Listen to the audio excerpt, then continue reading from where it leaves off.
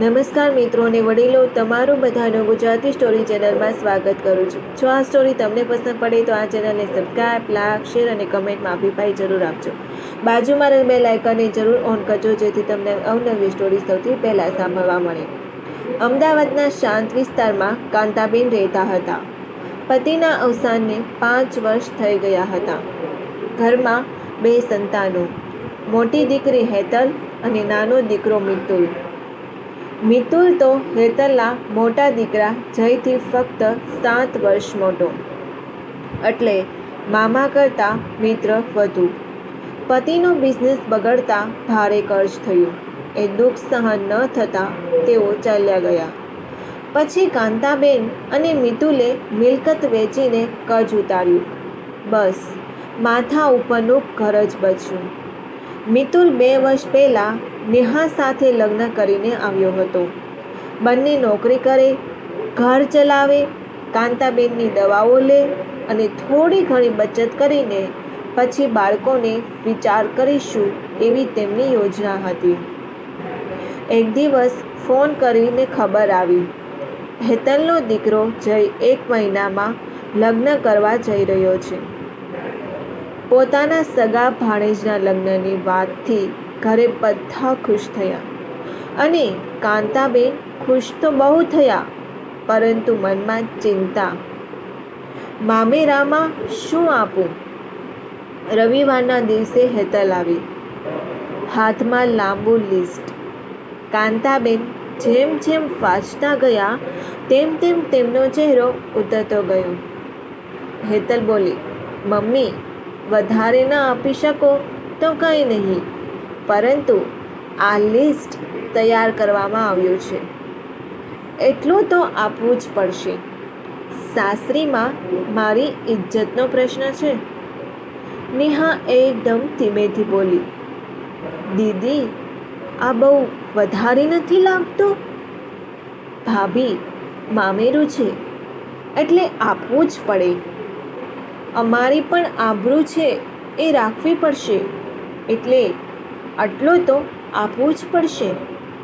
કાંતાબેન સમજાવતા, બેટા, હાલની પરિસ્થિતિ તને તો ખબર છે ને, એટલે થોડુંક માપમાં હોય તો સારું.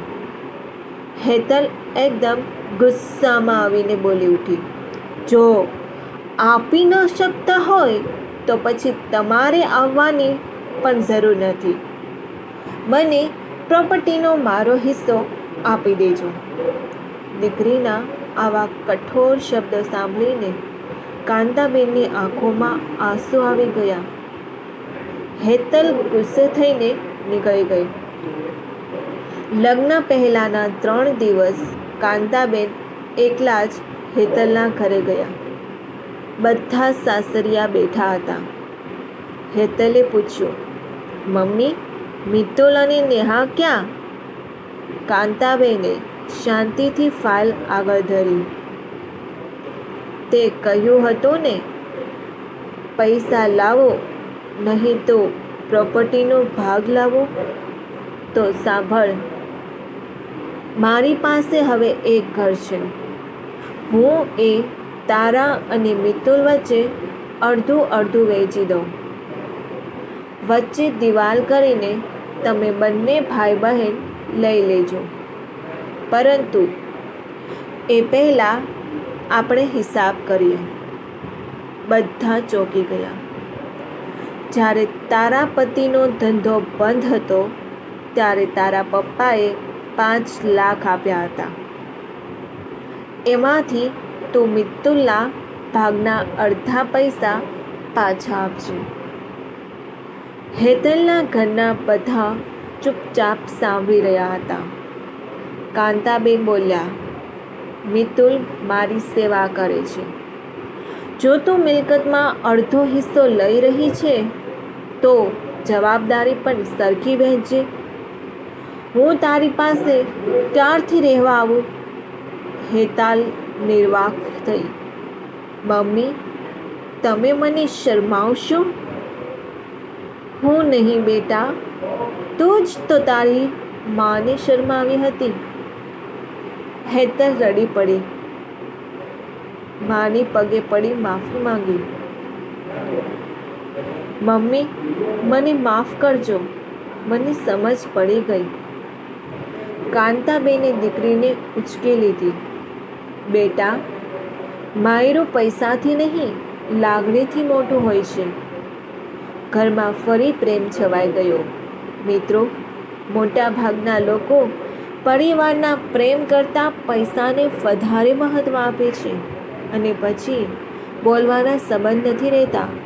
મારો પ્રશ્ન એક જ છે, જે ભાઈ કે બહેન સાથે આપણે આખી જિંદગીના ન બોલીએ, પરંતુ એ જ્યારે મરણ પામે ત્યારે એના આંગણે કયા મોઢે જવાનું આપણે?